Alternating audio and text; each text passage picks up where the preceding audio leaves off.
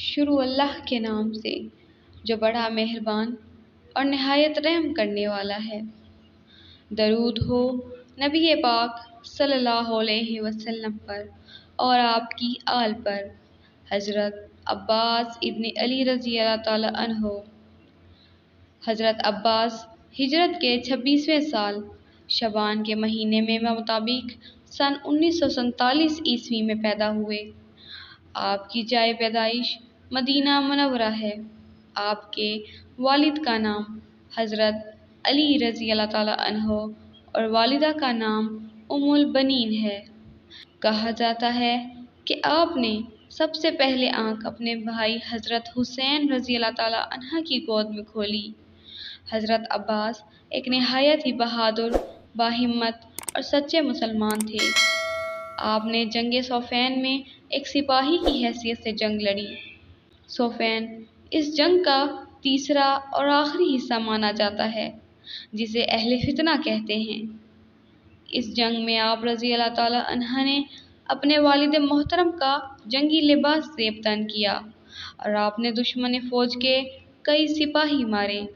اس وقت تک دشمن فوج آپ کو حضرت علی رضی اللہ تعالی عنہ تصور کر رہی تھی، لیکن جب حضرت علی میدان میں تشریف فرما ہوئے تو دشمن کے لشکر کے سبھی سپاہی آپ کو دیکھ کر حیران ہوئے کہ جب علی یہاں ہے تو یہ کون ہیں؟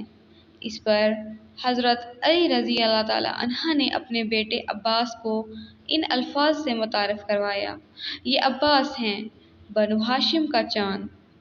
حضرت غازی عباس نے جنگ لڑی اور فتح یاب ہوئے، اسی نسبت سے انہیں غازی کہا جاتا ہے۔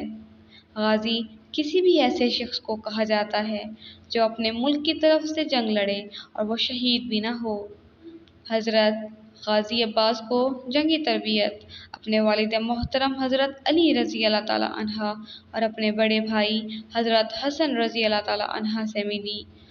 یہی وجہ ہے کہ آپ کا انداز تلوار بازی اپنے والد محترم سے ملتا جلتا تھا اور اکثر دشمن آپ کو علی ہی سمجھتے تھے۔ آپ کی جنگ کے میدان میں جرأت اور شجاعت کو بیان کرتے وقت اکثر تاریخ دان آپ کو شیر کے لقب سے پکارتے ہیں، کیونکہ آپ بڑے ہی نڈر، بے خوف اور بہادری کے ساتھ دشمن پر حملہ آور ہوتے تھے۔ اور پھر حضرت عباس رضی اللہ تعالی عنہ نے اپنے بڑے بھائی حضرت حسن رضی اللہ تعالی عنہ کے بیٹوں کو جنگ کی تربیت دی۔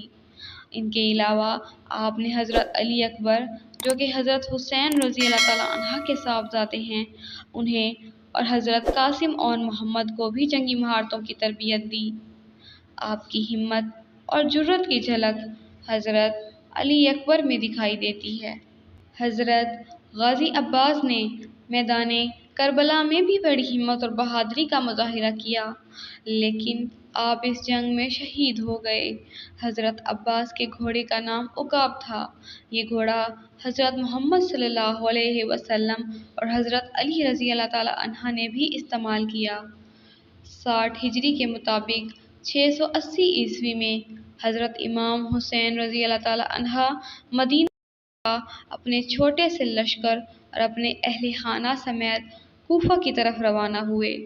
ابھی آپ کوفہ کے راستے میں ہی تھے کہ آپ کو روک لیا گیا اور آپ کو کوفہ بچانے کی بجائے گھر بچائے جانے کو کہا گیا۔ آپ 2 محرم الحرام 61 ہجری کو کربلا میں پہنچے۔ آپ کے خیمے کو گھیر لیا گیا اور آپ کو دریائے فرات سے منقطع کر دیا گیا تاکہ آپ اور آپ کا لشکر پانی نہ حاصل کر سکے۔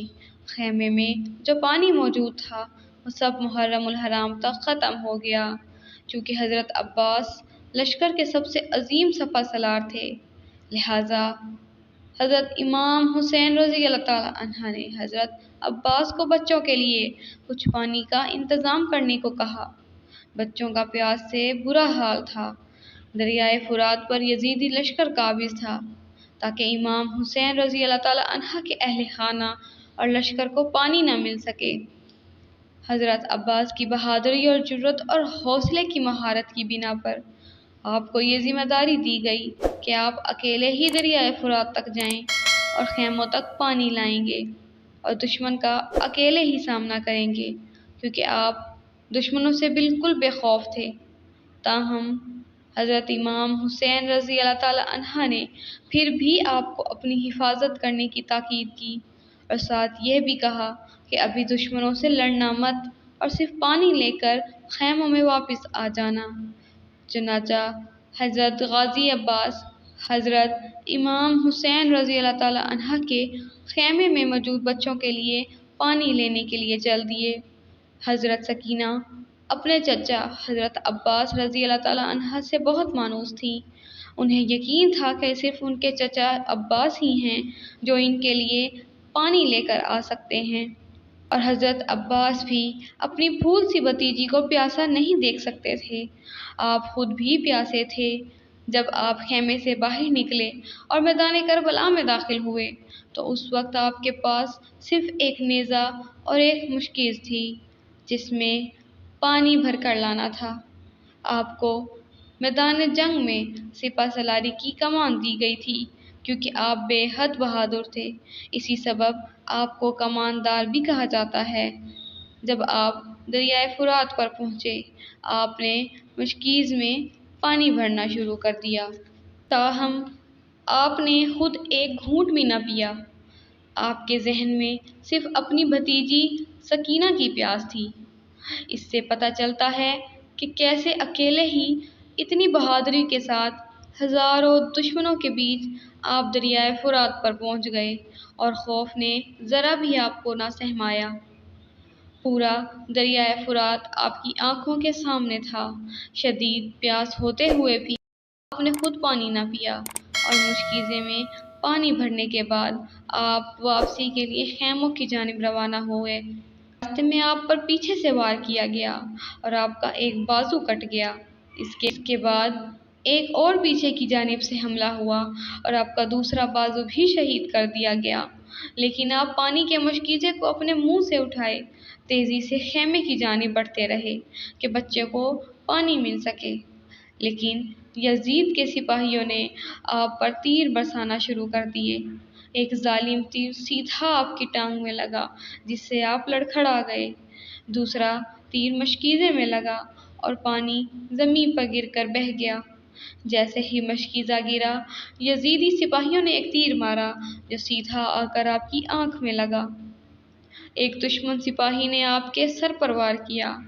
چونکہ آپ کے دونوں ہاتھ شہید ہو چکے تھے، لہٰذا آپ سنبھل نہ سکے اور گھوڑے سے زمین پر گر گئے۔ گرتے ہوئے آپ نے اپنے بھائی حضرت امام حسین کو پکارتے ہوئے کہا، اے بھائی، اور آپ منہ کے بل زمین پر گر گئے اور وہیں شہید ہو گئے۔ یہ ایک عظیم نقصان ثابت ہوا حضرت امام حسین رضی اللہ تعالی عنہ کے لشکر کے لیے۔ یہ 10 محرم الحرام کا دن تھا جب آپ سے 3 دن کے پیاسے بچوں کی پیاس نہ دیکھی گئی اور آپ اکیلے پانی لینے چلے گئے۔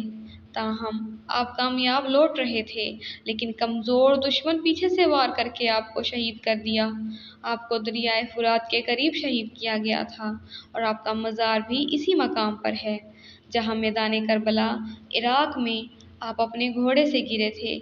اسی مقام پر آپ کی قبر ہے اور یہیں پر آپ کا مزار تعمیر کیا گیا ہے جہاں لاکھوں مسلمان ہر سال خاص کر محرم الحرام کے پہلے 10 ایام میں زیارت کے لیے آتے ہیں اور آپ کے طفیل اللہ رب العزت سے دعا مانگتے ہیں۔ بہادری، جرأت اور وفا کی آپ عظیم مثال ہیں جو قیامت تک قائم رہے گی۔ آپ پر لاکھوں کروڑوں درود و سلام۔